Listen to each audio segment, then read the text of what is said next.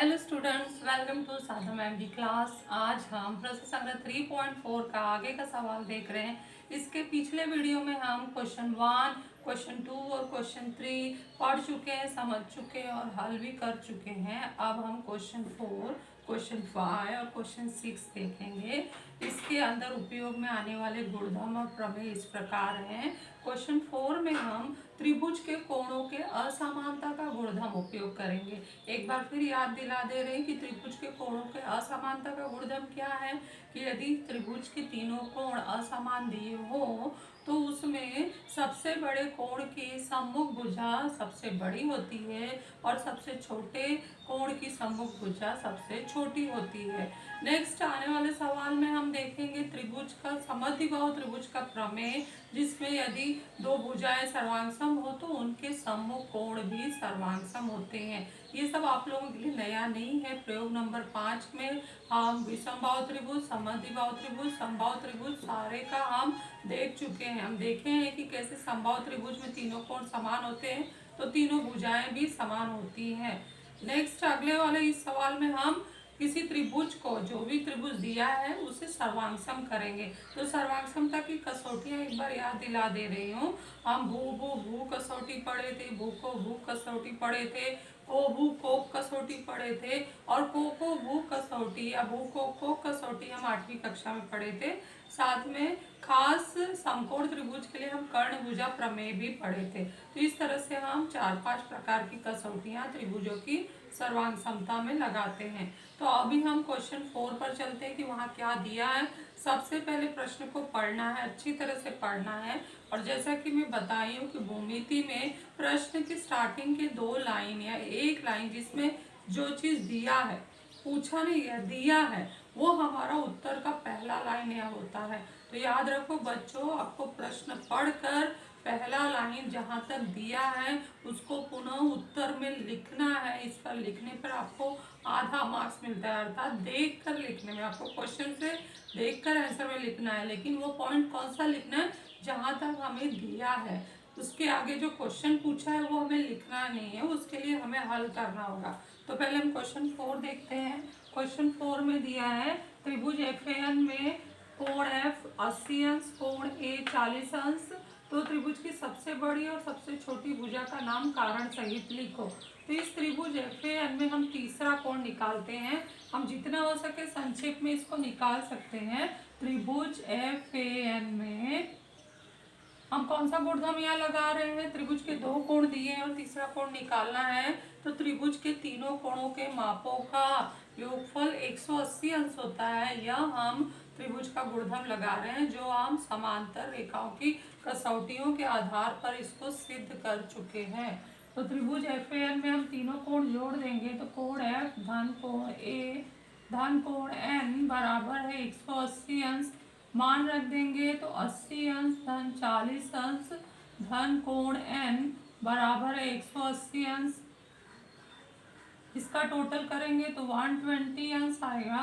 तो प्लस कोण एन बराबर 180 अंश, इसलिए कोण एन बराबर है वो 180 माइनस 120 अंश, और इसलिए कोण एन बराबर है 60 अंश। तो यहाँ पर हमारा कोण एन जो आ रहा है वो 60 अंश आ रहा है। अब जैसा मैं बताई हूँ कि त्रिभुज के कोणों का असमानता गुणधर्म हमें लगाना है, तो हम कोण का जो माप है उसके आधार पर लिखेंगे। तो ये हमारा पहला नंबर हो गया, ये दूसरा नंबर हो गया। तीसरे नंबर पर हम लिखते हैं कि जो 80 अंश है, पहले संख्या के आधार पर लिखेंगे, वो बड़ा है 60 अंश से, ये बड़े का चिन्ह है, और 60 बड़ा है 40 अंश से। एक साथ हमने तीनों कोण लिख दिया तो 80 अंश, 60 अंश, 40 अंश क्रमानुसार आ गए आकृति से। ये हमने कैसा पहचाना, आकृति में दिया है। अब इसके बाद हम कोण को बड़ा लिखेंगे तो कोण का नाम लिख देंगे। 80 का कोण का नाम क्या है, कोण एफ बड़ा है। 60 का कोण का नाम क्या है, कोण एन बड़ा है। 40 का नाम क्या है, कोण ए। ये भी हम कारण लिखेंगे आकृति से। अब इसके आधार पर अगर मैं भुजा लिख रही हूँ तो यहाँ पर मेरा गुणधर्म लगेगा। तो भुजा लिखने के लिए हमें सबसे बड़ी भुजा और सबसे छोटी भुजा पूछी है। तो सबसे बड़ा कोण कौन सा है? 80 अंश। तो 80 अंश यहाँ पर है, तो उसके सामने वाली भुजा देखना है और उसका नाम बोलना है। तो यहाँ पर कोण एफ है, एफ लेटर है। अगर हम आकृति नहीं भी देख रहे हैं तो भी हम भुजा का नाम लिख सकते हैं, क्योंकि भुजा का नाम लिखने के लिए हमें 2 बिंदु चाहिए होते हैं। तो 3 बिंदुओं के नाम से तो त्रिभुज बनते हैं, उसमें से अगर एक कोण का नाम है तो बचे हुए 2 बिंदु हमारे क्या हो गए? भुजा के नाम। तो यहाँ पर देखो ये एफ यहाँ पर है, तो यहाँ भुजा का नाम क्या होना चाहिए? ए एन होना चाहिए। और आकृति से भी चेक कर लो, ये है ए एन। फिर को बड़ा है ये भुजा, बड़ा एल, कोण एन, कोण एन की सामने वाली भुजा कौन सी है? एन इधर है, तो बचा कौन सा? F A, F A. तो भुजा एफ ए बड़ा है, कोण ए यहाँ पर है, तो इसके सामने वाली भुजा यहाँ पर है, तो ए यहाँ पर है, तो यहाँ पर कौन सा लेटर है? F N. तो हम यहाँ आकृति में भी चेक कर रहे हैं और बिना आकृति का भी देखे यहाँ नाम लिख रहे हैं, भुजा एफ एन। इसका कारण लिखेंगे हम, ऐसा क्यों लिख रहे हैं? त्रिभुज के कोणों के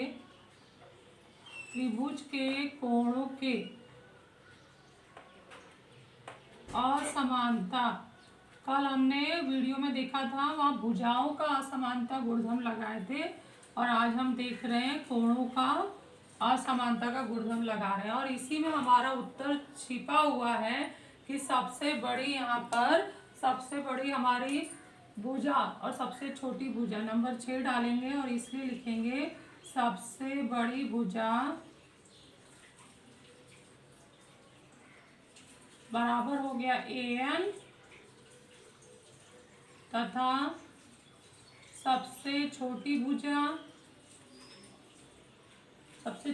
जो लास्ट में है, भुजा बराबर होगा एफ एन।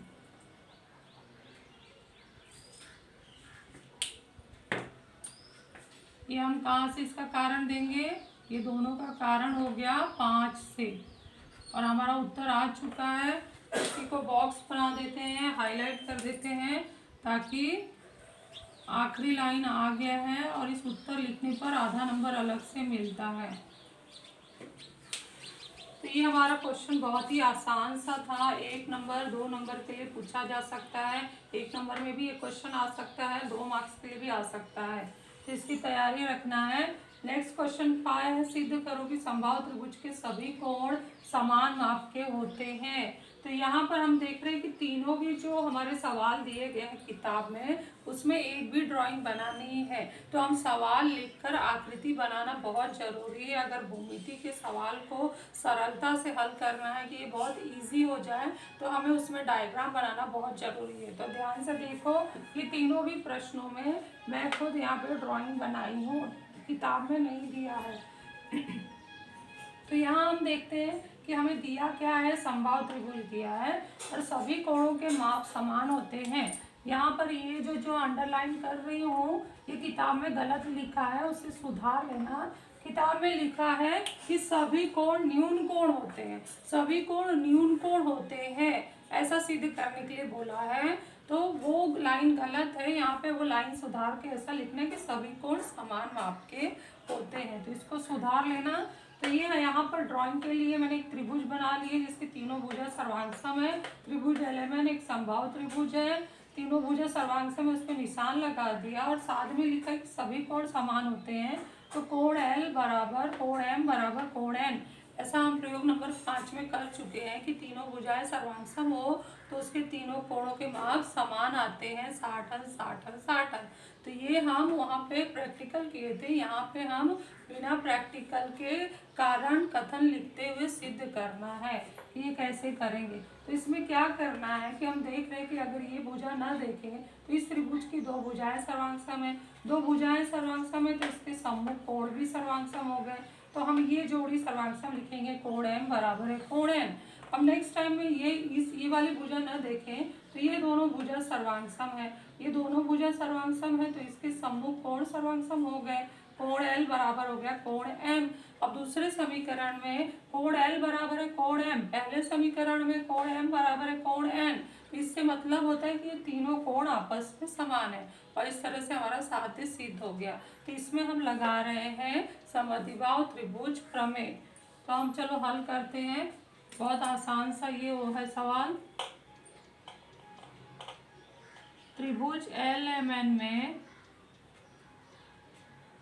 ये भुजा हम पहले लेते हैं। एल एम बराबर है एल एन, कारण लिखेंगे दत्त, इसलिए क्या हो जाएगा, इसलिए इसका सम्मुख कोण, ये इस भुजा का सम्मुख कोण यहाँ पर है और इस भुजा का सम्मुख कोण यहाँ पर है, इसलिए कोण एन बराबर है कोण एम। ये कोण का निशान है और यहाँ पे ये जो एल लेटर लिखा गया है वो ध्यान देना। और ये कोण है, इसको मैं डार्क कर दे रही हूँ, तुम लोग भी लिखते समय ध्यान देना। कारण यहाँ लिखेंगे समद्विबाहु त्रिभुज प्रमेय से।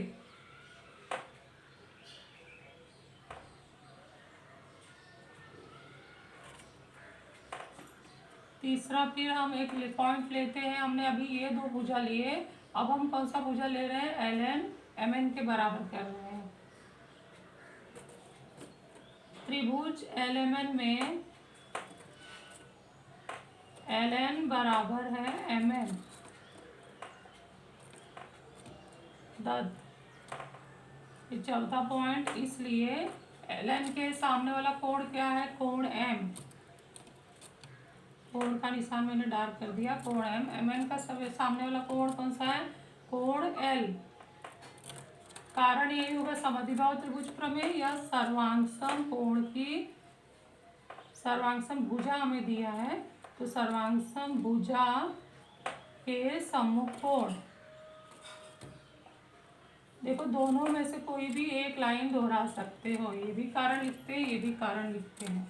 अब हम कथन मिलाएंगे तो कोण एन बराबर है कोण एम, कोण एम बराबर है कोण एल, तो दोनों में कोण एम कॉमन है तो इसलिए तीनों कोण बराबर हो जाएंगे। कोण एल बराबर कोण एम बराबर कोण एन, कारण होगा इसका 2 और 4 से। और इस तरह से हमारा साध्य आ चुका है कि हमारे समबाहु त्रिभुज के तीनों कोणों के माप समान होते हैं। तो इसको हमें अभी कथन में लिख देना है, इसलिए समबाहु त्रिभुज के तीनों कोण समान होते हैं।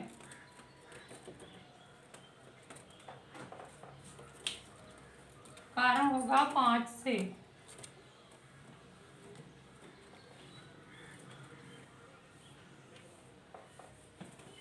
ये हमारा साध्य भी सिद्ध हो गया और हमने क्वेश्चन का लाइन भी लिख लिया। तो दोनों भी जगह आप यहाँ भी स्टॉप कर सकते हो, इधर भी लिख के स्टॉप कर सकते हो।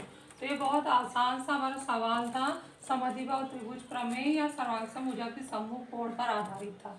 अब नेक्स्ट में सवाल पढ़ती हूँ। क्वेश्चन 6 है, त्रिभुज एबीसी में कोण बीएसी की समद्विभाजक भुजा बीसी पर लंब हो तो सिद्ध करो कि त्रिभुज एबीसी समद्विबाहु त्रिभुज है। जब भी कोई सवाल सिद्ध करने आए तो उसमें जरूरी आप लोगों को आकृति बनाना है। देखो यहाँ जो सवाल था वो सिद्ध करने के लिए नहीं था, इसका मतलब है कि ये सवाल आप बिना डायग्राम के भी बना सकते हो। मैंने डायग्राम इसलिए बनाई कि कोई भी गलती ना हो नाम लिखने में। और यहाँ जो सवाल है सिद्ध करो, ये भी सवाल है सिद्ध करो। तो सिद्ध करो में आप आकृति बना रहे हो, दत्त लिख रहे हो, साध्य लिख रहे हो, तो यहाँ पर आपको आकृति और दत्त के साथ आधा नंबर मिलेगा और साध्य लिखने पर आधा नंबर मिलेगा। कोण एन का नाम थोड़ा सा मिट गया, इसको बना देती हूँ, ठीक है।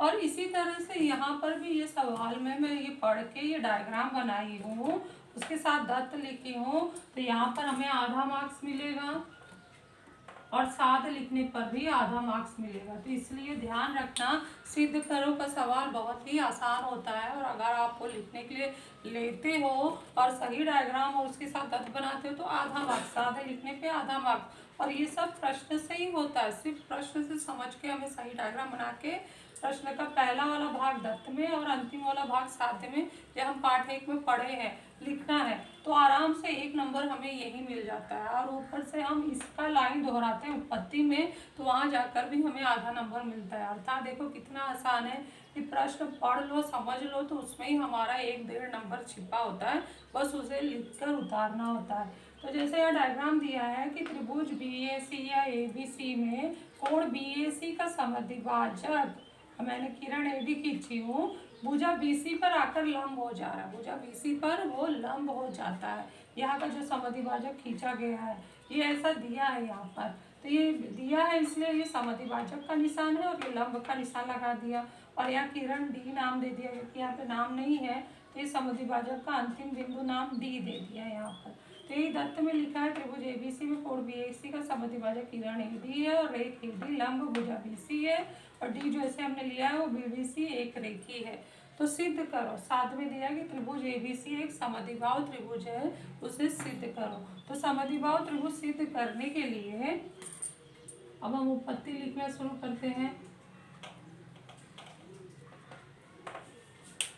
उत्पत्ति में हम समद्विबाहु त्रिभुज में देख रहे हो कि यहाँ पर किरण खींचने से इस बड़े त्रिभुज का दो भाग बन गया है, त्रिभुज ADB और त्रिभुज ADC में। अगर ये दोनों त्रिभुज को सिद्ध कर सर्वांगसम सिद्ध कर दूं तो हमारा ये भुजा के सर्वांगसम होगा, और ये भुजा बड़े त्रिभुज की भुजा है, बड़ा त्रिभुज ABC है, बड़े त्रिभुज ABC की दो भुजा AB और AC मैंने सर्वांगसम कर दी हूँ। तो जिस त्रिभुज की दो भुजाएं सर्वांगसम हो वो कहलाती है समद्विबाहु त्रिभुज। तो इस तरह से त्रिभुज ABC समद्विबाहु त्रिभुज हो जाएगा। हमें यहाँ पर इस त्रिभुज की दो भुजा सर्वांगसम करना है, तो वही काम करने के लिए हम क्या करेंगे, ये दो त्रिभुज को लेंगे, उसमें यहाँ हम देख रहे हैं इस यहाँ का एक कोण इस कोण के बराबर है, कोण BAD, सर्वांगसम कोण CAD, साथ में हमारा यहाँ पर ये जो AD है इस त्रिभुज की सामान्य भुजा है, तो भुजा AD बराबर है भुजा AD सामान्य भुजा, और साथ में हम देख रहे हैं कोण ADB बराबर है कोण ADC प्रत्येक समकोण, ये भी हमें दत्त में दिया है। तो इस तरह से हमारा कसौटी क्या बना, को भू को कसौटी से ये दोनों त्रिभुज सर्वांगसम हो गए। त्रिभुज सर्वांगसम तो उनके संगत घटक भी सर्वांगसम, और इस तरह से हमारा जो AB सर्वांगसम हो गया AC। तो इससे हम फायदा क्या उठाएंगे कि त्रिभुज ABC एक समद्विबाहु त्रिभुज है। तो चलो हम लिखना शुरू करते हैं। पहला पॉइंट हम लिखते हैं त्रिभुज ADB तथा त्रिभुज ADC में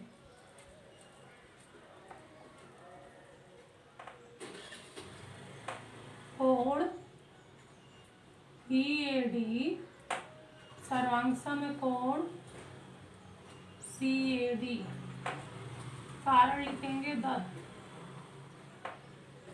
दूसरा पॉइंट भुजा AD सर्वांगसम है भुजा AD, इसका कारण लिखेंगे सामान्य भुजा।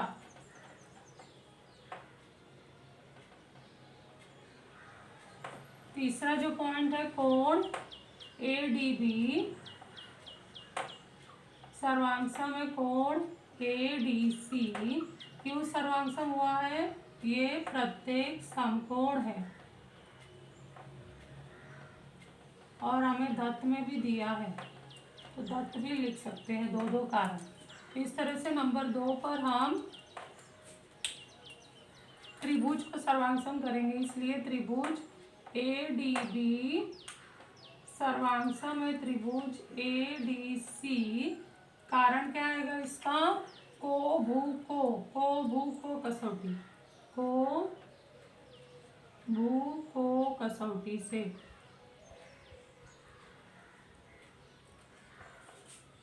अब इसके बाद हम इसका क्या लेंगे, संगत घटक। संगत घटक में हमें सिर्फ भुजा की जरूरत है, इसलिए भुजा AB सर्वांगसम है भुजा AC,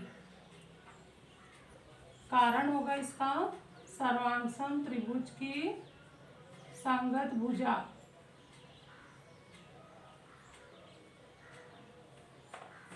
अब जिस त्रिभुज की, ये किस त्रिभुज में दो भुजाएं आ रहे हैं, त्रिभुज ABC, बड़े त्रिभुज में देखना है, छोटे में नहीं। त्रिभुज ABC की ये दो भुजाएं आ चुकी है सर्वांगसम, इसलिए त्रिभुज ABC क्या हो गया, इसलिए त्रिभुज ABC एक समद्विबाहु त्रिभुज है।